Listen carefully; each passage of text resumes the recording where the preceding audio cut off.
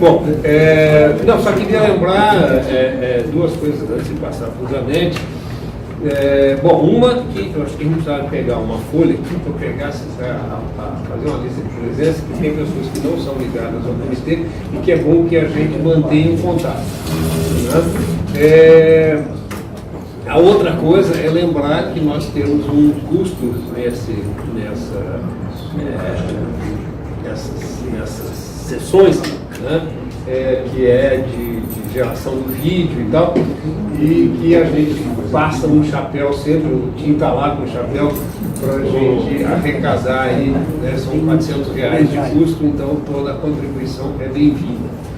Inclusive a alegria que eu tenho de estar aqui com um colegiado tão severo, de tanta inteligência, de tanta história. E eu faço essa introdução porque eu tenho um objetivo aqui.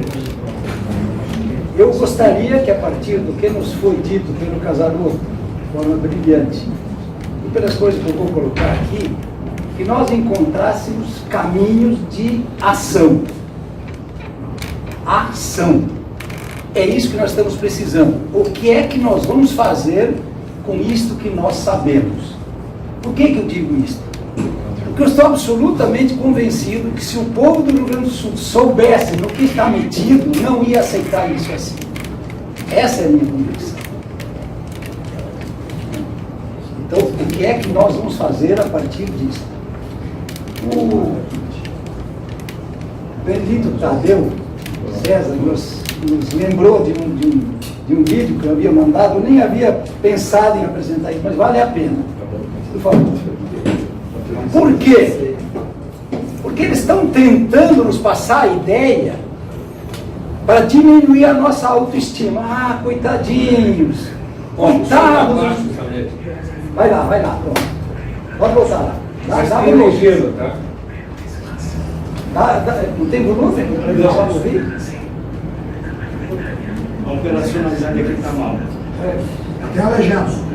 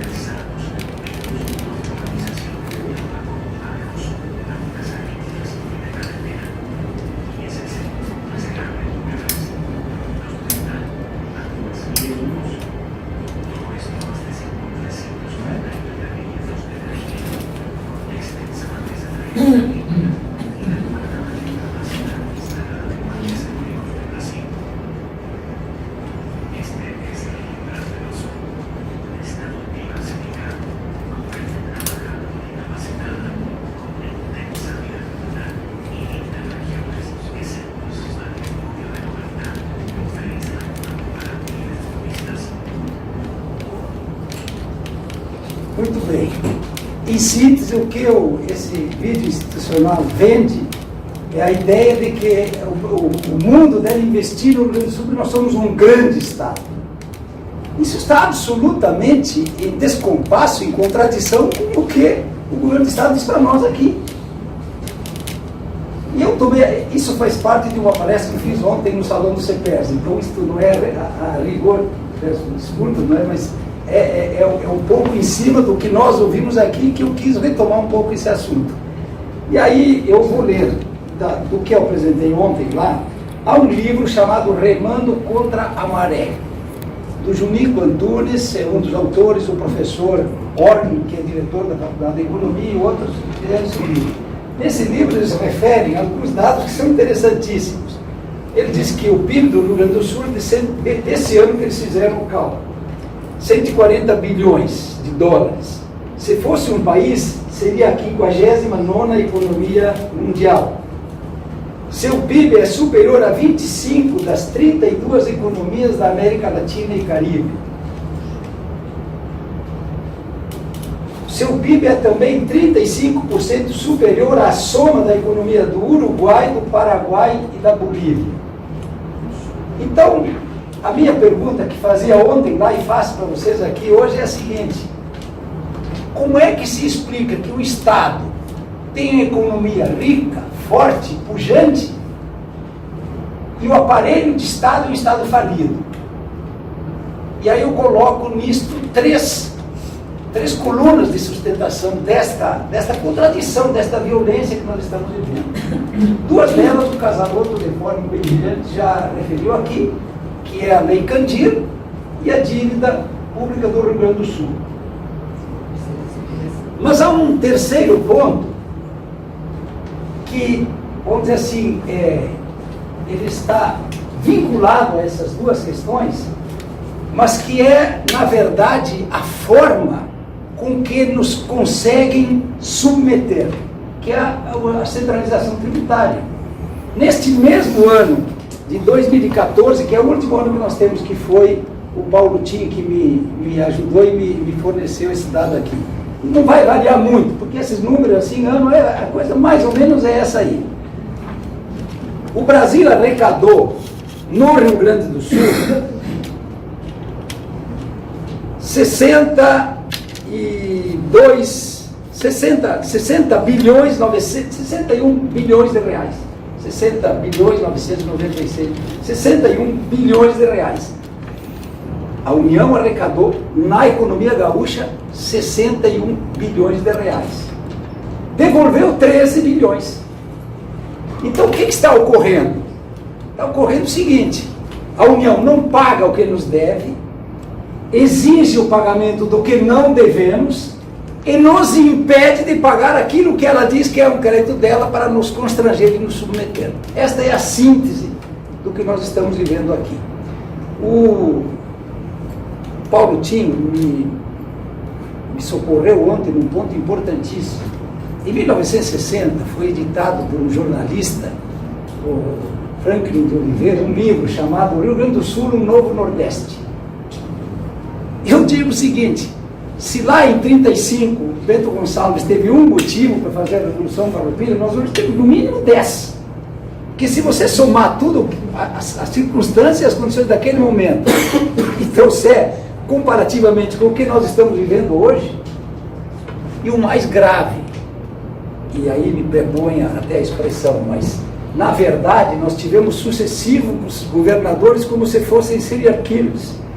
Estão assassinando, cada governador que assume assassina o Rio Grande do Sul, porque cada um aprofunda mais. O Casaroto, aliás, mostrou aí antes os números. Nós estamos cada vez piores.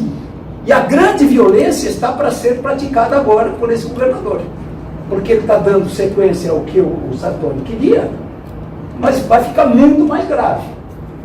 Bom, isto me perdoa lá o Casaroto, que era, afinal, muito o tema dele, mas eu quis fazer essa introdução para dizer em síntese que eu vim fazer uma conversa na expectativa e na esperança de que possamos encontrar aqui hoje, com estas inteligências que estão aqui, Josué, algum caminho. O que é que nós vamos fazer? Repito, eu estou absolutamente convencido que se o povo do Rio Grande soubesse do que está sendo vítima, isso não ia ficar assim. pode ficar sem. Mas eu vim aqui para falar, então, o tema que me foi proposto. Eu fui constituinte e eu estou há mais de 30 anos numa luta. Eu sou o autor do artigo 26 do Ato das Disposições Constitucionais Transitórias, que determina a auditoria da dívida.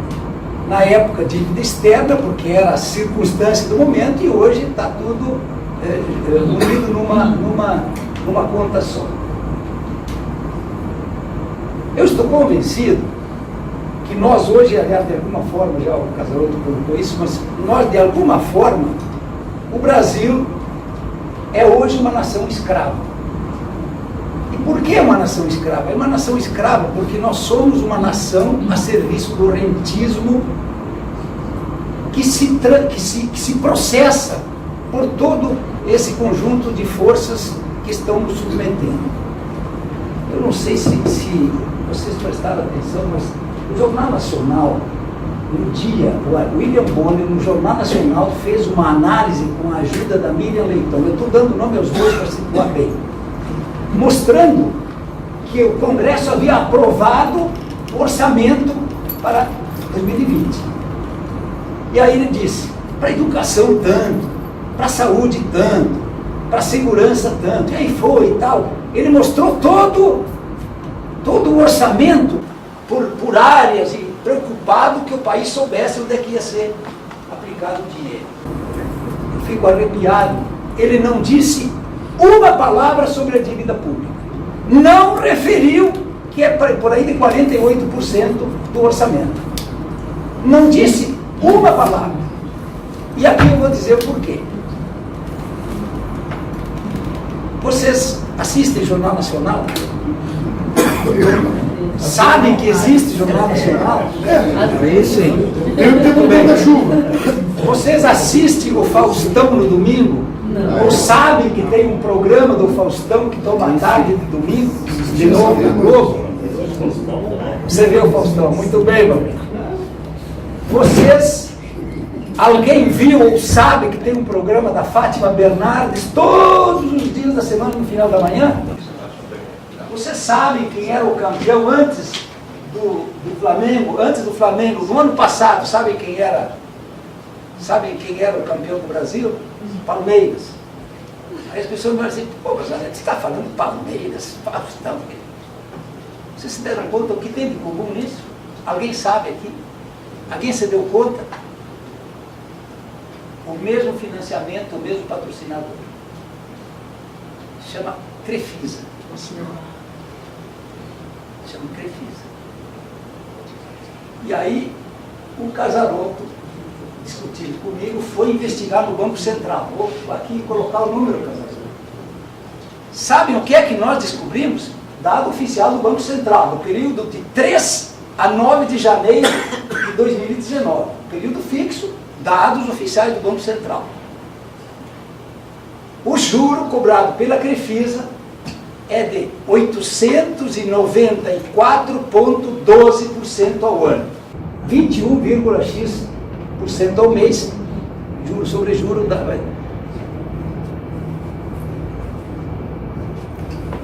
E sabe por que isso é possível?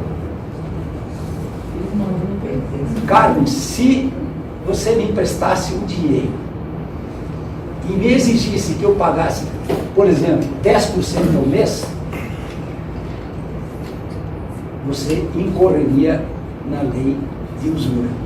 Estaria sujeito até à prisão. Mas por que as financeiras não têm essa limitação? Nós devemos isso a um estadista chamado Fernando Henrique Cardoso, que mandou ao Congresso, que aprovou, porque aí o Casaroto nos mostrou claramente que não é só uma questão do governador, no caso federal, não é só uma questão do presidente. O Congresso Nacional aprovou a medida provisória, liberando as instituições financeiras de qualquer limite. Aí eu estou há mais de 30 anos brigando, e aqui está, é um dos 3 pontos, não é o primeiro, mas já que eu comecei assim, vou falar sobre esse. Há mais de 30 anos, defendendo que devemos devolver à Constituição o que nós escrevemos no artigo 192, que é a limitação dos juros em 12%. Eu cansei de ouvir, mas o Zanetti está louco, onde é que você viu limitar juros? Por incrível que pareça, parece que ontem ou anteontem entrou em vigor no Brasil a limitação dos juros, por esse governo que está aí. Está muito longe de ser o que eu imaginaria, mas é o princípio que vale. 8% sobre o cheque especial era o limite que o governo impôs. Então, não é uma coisa assim tão maluca. Oi? Ao mês. Ao mês. Sim, ao mês. De 21 passou para um ano. Era 12, 15. Nosso 12% era o ano. Mas eu até não disse que era o mês. Está claro que é o mês. Mas a minha questão aqui é o princípio. É o princípio. Sabem por que derrubaram o artigo 192? Porque não podia vigorar a limitação dos juros. E sabe como se deu isso? No dia 4 de outubro de 89, tudo isso está no livro. Quem quiser ler vai achar lá, mas... No dia 4 de outubro de 89, o Sarney, presidente da República, o senhor Sarney, chama Saulo Ramos, que era o seu procurador-geral, e disse: Saulo, você tem que fazer um parecer dizendo que os juros não são auto-aplicáveis. Esse artigo 192 não pode entrar em vigor. Saulo Ramos fez um parecer. No dia seguinte, o Sarney, com mão trêmula, vai lá e jura cumprir a Constituição. Ele já tinha descumprido um dia antes. Aí nós fomos ao Supremo Tribunal Federal para buscar isso. Perdemos por 5-4. 2 gaúchos estavam lá e honraram a tradição gaúcha. O presidente do Supremo, Nery da Silveira, e o ministro Paulo Brossard. Aqui no livro eu tenho o voto do ministro Paulo Brossard. É um primor. É um primor. Vale a pena ler o que o Paulo Brossard disse no voto dele sobre a questão dos juros. Então, na verdade, o Brasil conseguiu inverter a razão de existir o sistema financeiro. E ao invés do sistema financeiro dar suporte à produção, para financiar o sistema produtivo, nós temos o sistema produtivo a serviço do sistema financeiro. E, como o Casaroto já disse, sai daqui o dinheiro que vai para ajudar essa bola de neve. E ontem, um cidadão presente lá nessa nossa discussão fez um exemplo assim, ele disse: bom, nós vamos considerar como se fosse um pai com os filhos. Aí o pai pega o dinheiro da produção dos filhos todo para si. Eu disse: o seu exemplo serve, mas tem um agravante. E aí vou voltar para a questão da auditoria. É que este pai gasta esse dinheiro sem dar nenhuma satisfação aos filhos. E pior, no caso do Brasil, o Rio Grande do Sul manda dinheiro 100% para pagar a dívida pública federal, que hoje está na faixa de 7 trilhões de reais, não é o que a imprensa diz, é o que eu estou dizendo, e nós temos como provar isso. A dívida pública hoje gira em torno de 7 trilhões de reais. Vocês que coordenam aqui esse movimento sabem isso, não é? E esta é uma dívida que nós não temos com a União. Mas a União paga esse dinheiro para uma dívida que também não tem. Então está se fazendo o seguinte: se está transferindo dinheiro dos estados para a União para pagar uma dívida que não deve, e a União transfere esse dinheiro para credores que não têm o direito de receber. E é por isso que eu estou nessa luta há tanto tempo para fazer auditoria. Essa luta tem alguns lances muito, muito importantes. O primeiro deles: quando faltava uma semana... Bom, primeiro, eu preciso dizer que a comissão para fazer a auditoria foi instalada. Foi instalada 6 meses depois de instalada a Constituição. porque eu pus 1 ano. Falei, se não botar prazo, não vai terminar nunca. Só que eu não me dei conta que colocando prazo, eles não iam começar. Conseguimos fazer começar 6 meses depois. Faltando 1 semana para vencer o prazo a partir de 1 ano da Constituição e não da instalação, o presidente do Congresso, que era o Nelson Carneiro, manda um ofício para a comissão dizendo, olha, o prazo vai terminar dia 4 de outubro. E aí o senador Severo Gomes, eu já digo o nome porque vocês lembram, eu diria assim, insuspeito para um tema desses, pela origem dele e pelas vinculações que ele tinha. A toque de caixa preparou o relatório, a síntese do relatório também está no livro, e fomos para uma sessão, o Nelson Carneiro convocou uma sessão no dia 4 de outubro, às 11 horas, que era para poder mandar para o arquivo. Eu aprontei uma baderna, mas uma briga tão forte, tão grande dentro do Congresso, que ele se viu obrigado a suspender e reunir os líderes à tarde. No final da tarde veio a sessão seguinte do Congresso. Nesta sessão nós aprovamos, prestem bem atenção, isso também está no livro e é muito importante. Aprovamos o seguinte, 3 coisas. Que a mesa do Congresso Nacional mandasse ou solicitasse ao Poder Executivo que promovesse as ações necessárias para abater os juros pagos a mais, chama cláusula de juros flutuantes, que é uma violência, não é o caso aqui de entrar nessa discussão, mas é uma violência e é uma das grandes responsáveis pela montanha que pesa sobre o povo brasileiro. Segundo ponto, que oficiasse ao Ministério Público Federal para que responsabilizasse os negociadores brasileiros por haverem assinado os contratos, porque só no Brasil poderia acontecer isso e nós aceitarmos. Os negociadores que assinaram os contratos não tinham poder, porque a Constituição diz que aqueles contratos, aqueles acordos deveriam ser assinados aprovados pelo Senado. E eles assinaram. Como se alguém, sem ter procuração, fosse lá, assumisse um compromisso, e esse compromisso passou a valer. O Casarotto contou algumas, eu vou contar mais uma dessa violência que ocorre. Nesses contratos constam que esses negociadores que negociaram em nome do Brasil abriram mão da soberania nacional dos contratos. Está escrito no relatório, está escrito nos contratos. Abriram mão da soberania nacional. Terceiro ponto, e o mais grave, que a mesa do Congresso Nacional mandasse ao Supremo Tribunal Federal, isso tudo que nós havíamos levantado, como pedido para declarar a nulidade dos acordos. E alguém, uma jornalista do jornal Valor Econômico, o professor Benício, que é o editor do livro, ligou para ela, avisar dela e tal, ela me ligou. Aí eu falei essas coisas assim, mas Anésio, isso já passou tanto tempo. Eu disse, você está falando com um advogado. E há um princípio de direito que quem não nasce, não morre. Quem não nasce, não morre. Os acordos foram assinados, são nulos, porque quem assinou não tinha competência para assinar. E o banco que assinou, devia saber muito mais do que qualquer um de nós, com quem estava assinando. Ele sabe que assinou com quem não tinha competência para assinar.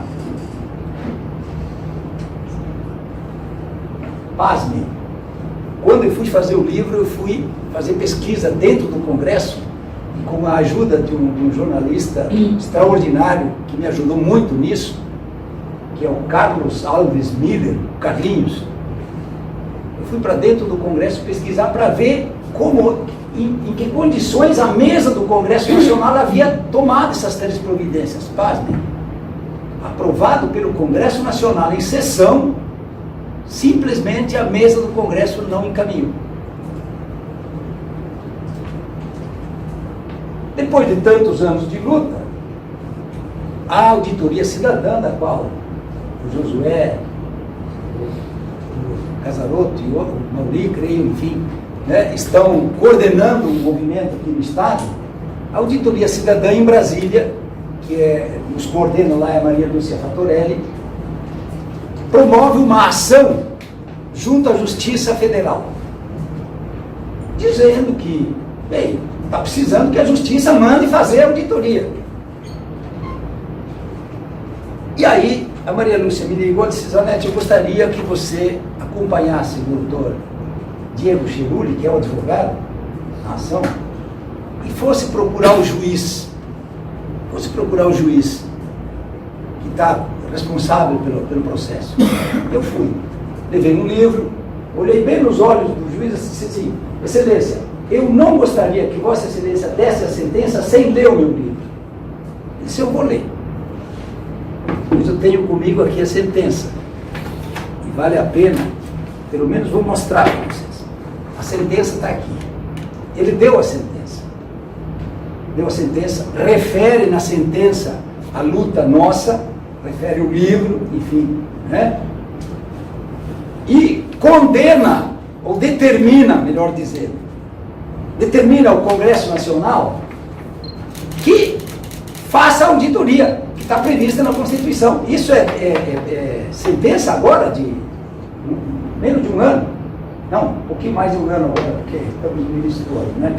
Isso é sentença lá, creio que de setembro, outubro de 2018. Sentença, portanto, recentíssima. Eu vou ler, porque vale a pena aqui. Então, ele diz assim, olha lá pelas tantas. Dada a proximidade do término do período legislativo, determina o atual ano legislativo, porquanto a população brasileira tem sofrido há quase 3 décadas com os inúmeros contingenciamentos do orçamento público para o pagamento da dívida, em evidente prejuízo às diversas políticas públicas que deixaram de ser promovidas pelos últimos governos em razão da escassez de recursos financeiros, em especial na área da saúde, da educação e da segurança pública, devendo a presente sentença ser cumprida, conforme assinalado no parágrafo anterior, sob, o grifo é do juiz, sob pena de multa pessoal, ao presidente do Congresso Nacional, na época Eunício de Oliveira, no montante de R$100 mil por dia pelo descumprimento da sentença. Sabe quanto durou essa sentença? Menos de 24 horas. O Tribunal Federal, o Tribunal Federal de Brasília, da primeira região, cassou essa sentença no dia em que ela foi promulgada.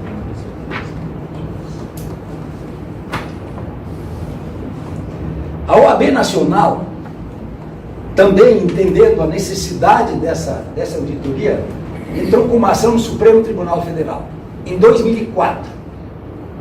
Em 2011, o ministro Aires Brito colocou na agenda, na pauta, para ser julgado. Não deu tempo, ele se aposentou. Aí essa causa, essa ação, passou por Luiz Roberto Barroso. Já fez. Início.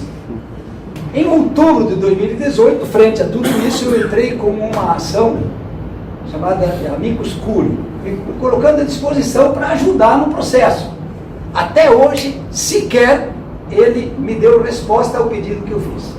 E, evidentemente, não julgou a ação que está lá desde 2004, há 16 anos, no Supremo Tribunal Federal.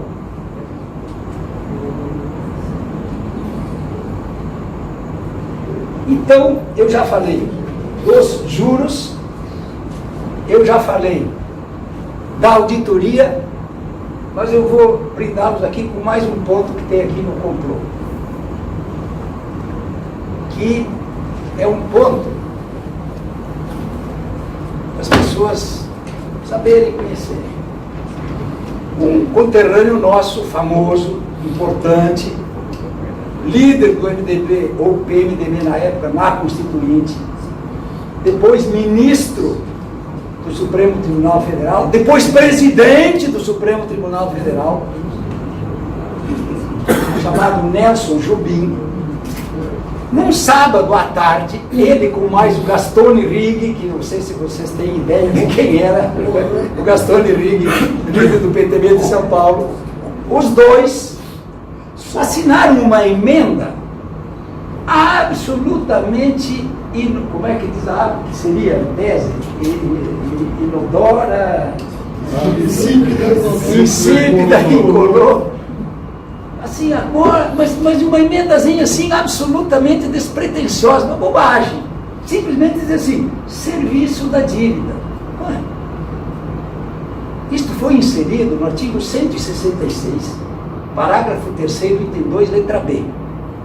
Sabe, segundo, está no livro aqui, um cálculo que um empresário de São Paulo fez para nós, quando ele soube que eu estava elaborando um livro, ele me ligou e se propôs a fazer esse cálculo. Aqui está. Esta emendinha custa ao Brasil 25 trilhões de reais de 88 a 2017. Ele fez o cálculo a cada ano, o orçamento, o custo do orçamento, e chegou a esse cálculo. Eu pus aqui porque é uma coisa... Como é que ocorreu essa emenda? Essa emenda é o seguinte: um sábado à tarde, no segundo turno de votação, portanto de contrabando, porque não podia mais. O segundo turno é redação, não é mérito, não é conteúdo. Num sábado à tarde, no segundo turno de votação, de forma sorrateira, pega e põe essa emendinha. Serviço da dívida. O que contempla isso? Primeiro, paga o serviço da dívida. Depois, se tiver dinheiro, vai para a educação, saúde, barará, barará, barará. É por isso que nós estamos nesta situação nesses anos todos. Isto se chama Nelson Jobim. Aí as pessoas me perguntam assim, mas vem cá, Pousada, você tem esse livro aí, o Sarney não te processou, o Jobim, o Fernando Henrique, o Serra, porque aqui está contemplado também o trabalho do Serra no desmonte daquele artigo 192. Não. E não creio que vão processar. E se processarem também. Sabe por quê? Quem lê o livro sabe. Tudo que eu estou dizendo aqui está provado em cada vírgula, em cada letra, em cada palavra. Só para dizer, Queen Protest, a quem interessa essa leizinha, essa linha? É por isso que hoje ele é um dos donos do Banco Pactual. Tem contas, tem haveres. A questão é a seguinte: eu estou convencido, Casaroto, que com tudo que tu disseste, e com tudo que eu estou colocando aqui, mas teria mais coisa a dizer aqui, mas eu vou ficar por aqui. Mas apenas quero encerrar dizendo uma questão que para mim é muito importante e gostaria que todos pudéssemos refletir sobre isso. O Rio Grande do Sul, na minha visão, é o único estado que tem condições de reagir a isso. A Revolução Farroupilha, de Túlio Vargas em 1930, não sei não que tem alguém aqui ou ali, mas a verdade é que houve um projeto de nação. Ainda não tinha igreja nessa região. Mas temos que enfrentar.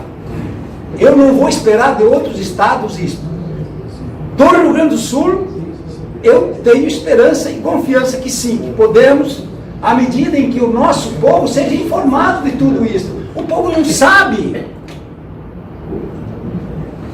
Eu dei um exemplo no início por isto, na medida em que um William Bonner vai no Jornal Nacional, que é um canhão, fazer análise do orçamento, sem falar no item que representa quase a metade do orçamento, o que não vamos esperar do povo? Eu estou convencido, como eu dizia, do seguinte: o Casaroto já nos mostrou uma coisa extremamente importante, que há uma intervenção branca e branda, por enquanto.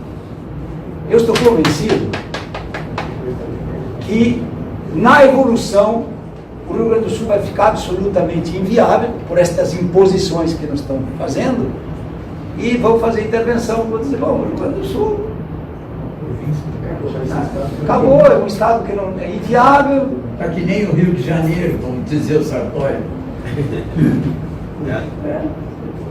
Então, o que eu gostaria de convidar os senhores e as senhoras aqui hoje para refletirmos sobre não nos deixarmos esmagar, porque estão dizendo por aí que somos um Estado falido, que a contradição daquele vídeo, vendendo uma imagem de um Estado pujante, e aqui dentro nos dizendo que somos quebrados, que tem que descontar isso dos professores, dos funcionários públicos, porque eles ganham demais, que isso aqui não pode valer.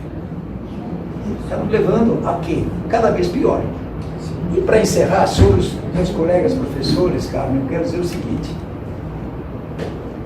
O Rio Grande do Sul, e aqui, gente, eu faço um apelo, aqui estão professores, e engenheiros, e advogados, enfim, e especialistas em finanças. O Rio Grande não pode deixar fazer com que o governo exija trabalho gratuito, porque é disso que estamos tratando com essa proposta do governador. Ele quer fazer, pagar agora, recupera as aulas e desconta depois. Isto é exigir trabalho gratuito, que não pode, e que a sociedade não pode permitir. Eu acho isso. Tá bem, fico à disposição para a gente seguir nessa discussão. Obrigado.